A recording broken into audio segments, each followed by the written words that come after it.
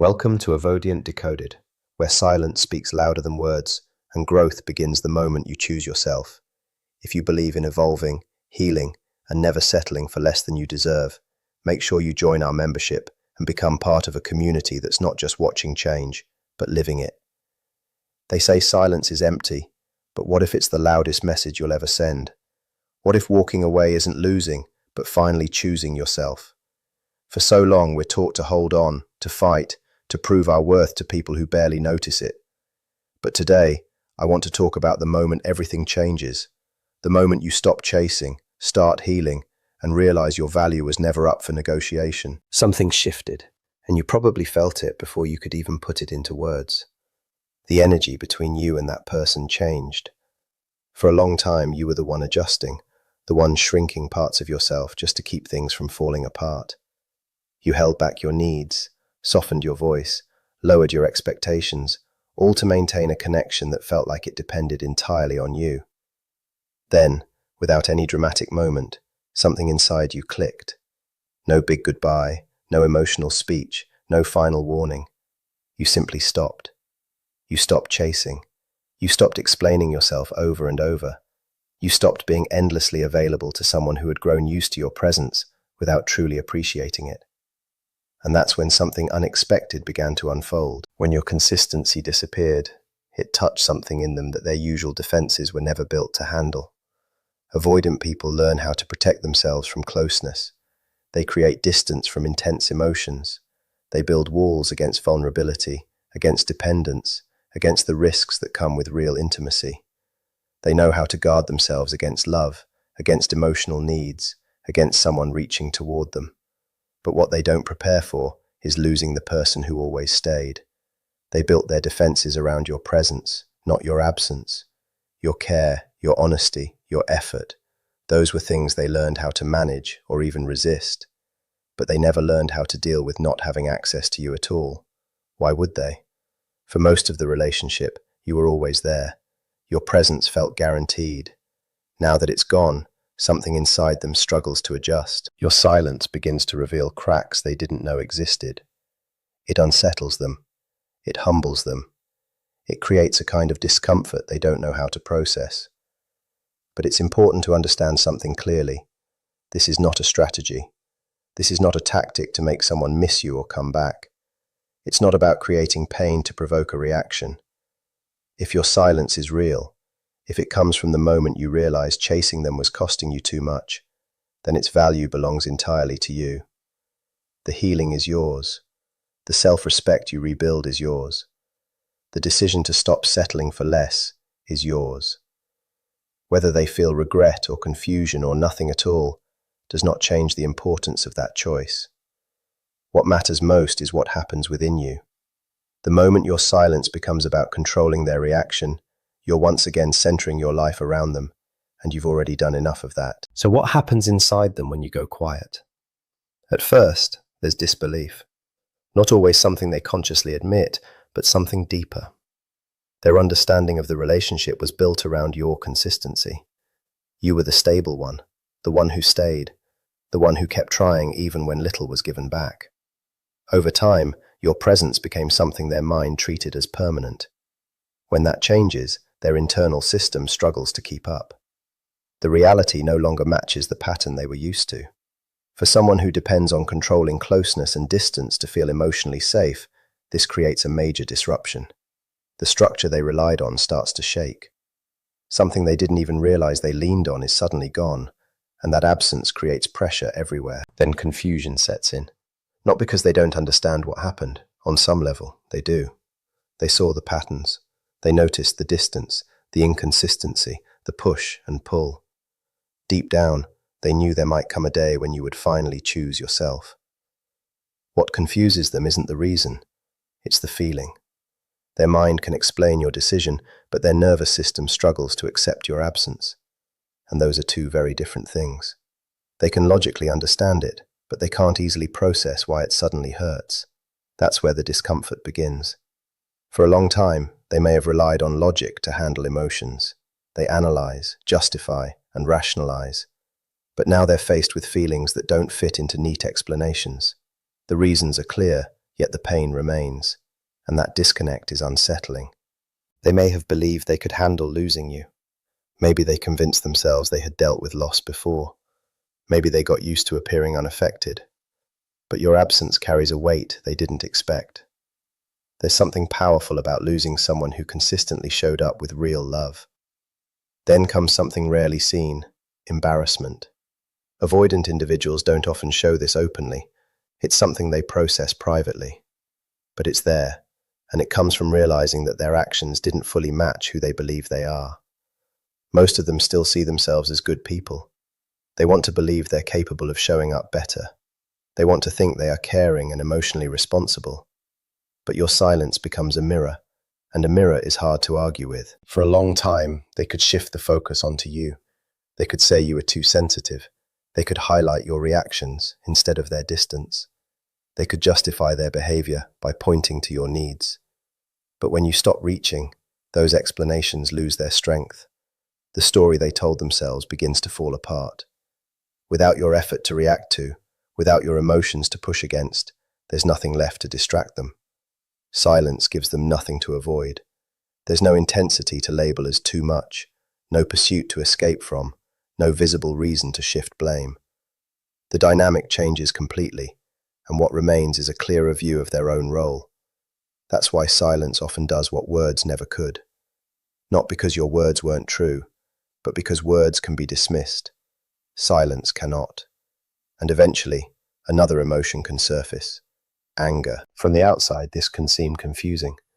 Why would someone feel angry when you stop chasing? Why would your decision to protect your peace create resentment? Because the anger usually isn't about you. It comes from what your silence forces them to face within themselves. Avoidant individuals often struggle with staying present with painful, inward-facing emotions. Feelings like guilt, regret, accountability, and shame require vulnerability, and vulnerability is exactly what their system is designed to avoid. Facing the truth of their own role can feel threatening, so instead of sitting with those emotions, they may redirect them outward. It might look like they're upset with you, but more often, they're reacting to the internal discomfort your absence created. Accepting thoughts like, "I contributed to this," or "my actions played a part," can feel overwhelming. Your silence removes every escape they once used. And in that quiet space, they are left with something they can no longer avoid: themselves. Accepting that their own choices help create this outcome is not easy. What's even harder is sitting with the reality that they now have to live with it. That kind of honesty takes emotional strength, and for someone who is used to avoiding deep emotional exposure, it can feel overwhelming. So anger steps in as a form of protection. It acts like a shield, keeping them from fully facing the idea that something meaningful may have been damaged by their own actions. There's another layer to this anger. For most of the relationship, especially during times when they pulled away, they often held the upper hand without even realizing it. Not because they were trying to control anything, but because they seemed less affected. They looked less dependent, less emotionally involved. Meanwhile, you were the one visibly carrying the weight of the connection. In any relationship, the person who appears less attached often has more control, not because distance is better, but because the one who cares more is usually the one taking the bigger emotional risk. That imbalance existed for a long time. Then your silence changed everything. You stopped proving that you would always be there. You stopped offering constant reassurance. You stopped showing that your presence was guaranteed. And suddenly, they were faced with something they hadn't fully considered before. You can live without them. You can step back. You can choose yourself. That realization shifts the entire dynamic. The sense of control they once felt no longer seems stable. The emotional pattern they relied on no longer fits what's happening now. And when people feel like they've lost control, discomfort naturally follows. Sometimes that discomfort turns into anger. There's also a deeper kind of discomfort your silence creates. It's not just about losing someone, it's about seeing themselves more clearly than before. When the excuses stop working and the old stories fall apart, they are left with a more honest view of their own behavior. They start noticing how they showed up and how often they didn't. They see how fear shaped their decisions, how many chances for real connection slip by. Most avoidant individuals are not completely unaware. Many of them understand what healthy love looks like. They know about consistency, emotional presence, reliability, and mutual effort. The issue has never really been knowledge, it's been applying it. And when closeness feels uncomfortable, your silence highlights the gap between what they understand and how they actually behaved. The gap between who they wanted to be and who they ended up being can feel heavy. When you were still there were always distractions. There were explanations, reactions, and moments to focus on outside of themselves. Your absence removes much of that. It simplifies everything in a way that's hard to ignore. And as disbelief, discomfort, and anger mix together, another behavior often shows up. They start quietly looking for information, not directly, but in small, indirect ways. They might ask mutual friends about you, notice your presence in familiar places, or pay attention to anything connected to you. They gather little details while acting like none of it matters. But if it truly didn't matter, they wouldn't be paying attention at all. Your silence creates uncertainty, and uncertainty brings anxiety. They want to know if this distance is temporary or permanent. They wonder if you've moved on, if you still think about them. But asking those questions openly would require vulnerability. It would mean admitting that your absence affects them, and that's not something they are comfortable with. So instead, they watch from a distance. Ironically, that quiet observation becomes its own form of reaching out, just hidden behind a layer of detachment. The embarrassment they feel is often tied to specific memories. They begin to realize that they treated your love like it would always be there, like something dependable, no matter how often they pulled away. Your presence became part of their normal life. Now that it's gone, they start to see how much effort, patience, and emotional energy your consistency required. They remember moments when your pain was clear, when your need for closeness was obvious, when your disappointment couldn't be hidden. And even with all of that, they still chose distance. They chose safety over vulnerability, comfort over connection, withdrawal over engagement. Those memories don't just fade, they stay. Another realization begins to surface. They may start to see that at times they treated your ability to love as if it were the issue. Your openness felt overwhelming. Your emotional depth felt like pressure. But with space, those interpretations become harder to defend. Your silence brings all those moments together, and the full picture becomes difficult to ignore. This is often where anger builds one last defense. The narrative begins to shift. Your mistakes seem bigger. Your emotional reactions get highlighted. Every imperfect moment becomes proof supporting their version of events. Not because you were perfect, you weren't, and no one is. But because focusing on your flaws makes it easier to avoid facing their own. It becomes a way to reduce the discomfort of self-reflection. If enough responsibility can be placed on you, then the weight they feel becomes lighter. But none of that changes what actually happened. You know how much you gave. You know how hard you tried. You know the emotional cost of staying and hoping things would improve. And you know what finally pushed you to choose your own peace. That truth is yours. No rewritten story can take it away. Sometimes, the final expression of that anger looks like indifference, but it's not always real indifference. Often, it's performed in a way that's meant to be seen. One clear sign that your silence has had an impact is not always direct communication. Sometimes, it shows up as a carefully crafted image of how unaffected they appear. They may suddenly seem extremely busy, fulfilled, or completely focused on moving forward. Everything looks perfect, controlled, and effortless. But there's often something about it that feels slightly forced. It's a bit too visible, a bit too intentional, often appearing where you might notice it. Real indifference doesn't need to prove anything. People who truly don't care just move on quietly. But when effort is involved in showing how unaffected someone is, it usually means something deeper is being protected. Underneath that display is often a silent question. Are you watching? And more importantly, how do you feel when you see this? If you notice this kind of behavior, understand that it's not always a sign of peace or healing. Sometimes it's pride covering something more vulnerable. Vulnerability feels risky, while performance feels safer. But beneath all of it, something deeper is happening. Your silence challenges the identity they built for themselves. Many avoidant individuals see themselves as independent, self-reliant, unaffected, able to handle everything alone. Over time, that identity becomes something they rely on, and when your absence starts to shake that belief, they are left facing something unfamiliar, a version of themselves they can no longer fully avoid.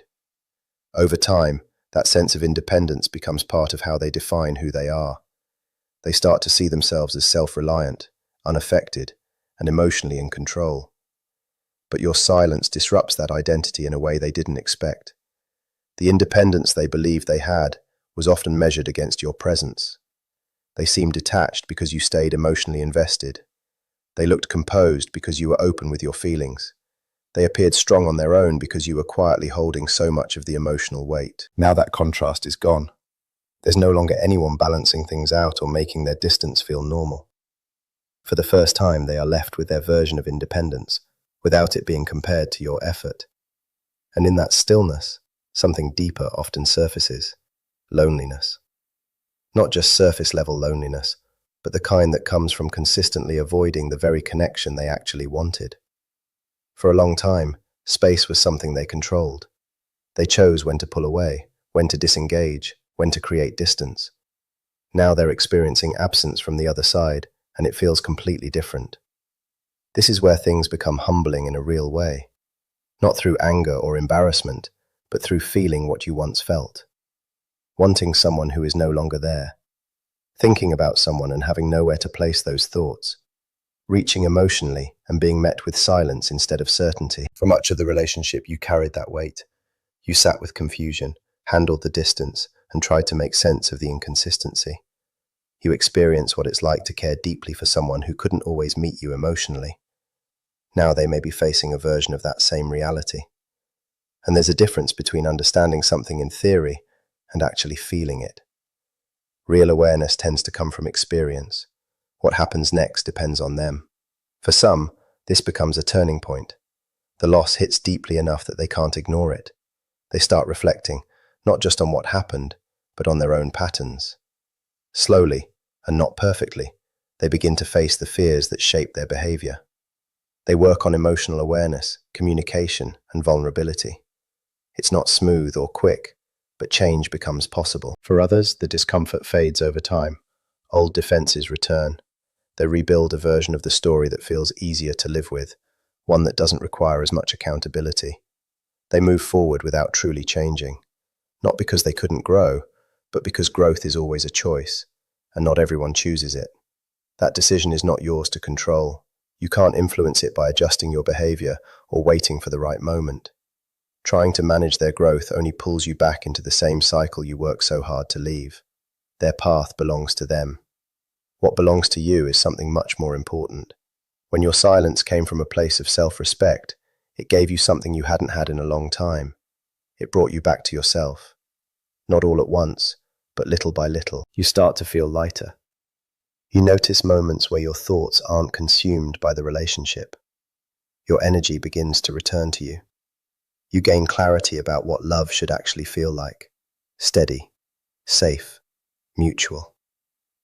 The parts of you that were lost in trying to keep everything together begin to come back.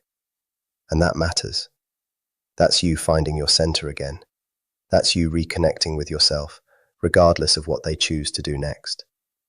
For a long time, you were the one adjusting, being patient, and trying to understand wounds that weren't yours to fix.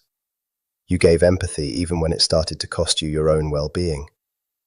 At some point, that stopped being healthy. It became a form of abandoning yourself while calling it love. Then you chose to step back. Not to punish them, not to make a point, but to protect yourself. Your silence wasn't manipulation, it was a boundary. And in that space, things became clearer. Without your constant effort holding everything together, the truth of the relationship revealed itself. Now they have to sit with whatever comes up for them, the discomfort, the confusion, the questions. Those aren't punishments. They're just the natural result of what happened. Whether they grow from it or not is entirely up to them. Your responsibility ends there. Because your life has been waiting for your attention too, and it leads somewhere better. Toward a kind of love that doesn't leave you questioning your worth. Toward consistency instead of unpredictability. Toward being valued while you're present, not only appreciated once you're gone. That's what your silence has been guiding you toward all along. Not changing them, not proving anything, but coming back to yourself. Rebuilding your life around your own value. Learning what becomes possible when you stop chasing something that constantly asks you to lose yourself. Keep moving in that direction. What's ahead of you is worth it. In the end, your silence was never about making them miss you or finally see your value. It was about choosing yourself after spending too long in a dynamic that drained you. Whether they change or stay the same is their journey. What matters is that you stopped leaving yourself behind in the hope that they would love you differently. Your silence marked the beginning of your healing. It was the moment you started reclaiming your worth and remembering that real love doesn't require you to chase, convince, or prove anything. The moment you chose your own well-being, you stepped onto a path that leads to real peace, genuine love, and a life that actually supports who you are. This was never just about them. It was about you finally remembering who you are without having to beg for recognition. Your silence was not weakness. It was strength in its purest form. It was the moment you stopped explaining your worth to someone who could only understand your absence, not your presence. You didn't walk away because you didn't care. You walked away because you cared enough about yourself to stop settling for half-hearted love, inconsistent effort, and emotional confusion. And that is where your real power begins. Because when you choose yourself, you break a cycle that once made you feel small, uncertain, and replaceable. You step into a space where your value is no longer dependent on someone else's ability to see it. You grow into someone who no longer chases, no longer convinces, no longer waits to be chosen, because you have already chosen yourself. And the truth is, the right people won't need your silence to realize your worth. They will recognize it while you're still there. So let this be your turning point, not your ending. Let it remind you that love should feel like peace, not pressure, like clarity, not confusion, like mutual effort, not one-sided sacrifice. What you walked away from taught you a lesson, but what you walk toward will define your life. And from here on, you don't just hope for better, you expect it, you allow it, and most importantly, you never again abandon yourself just to hold on to someone else.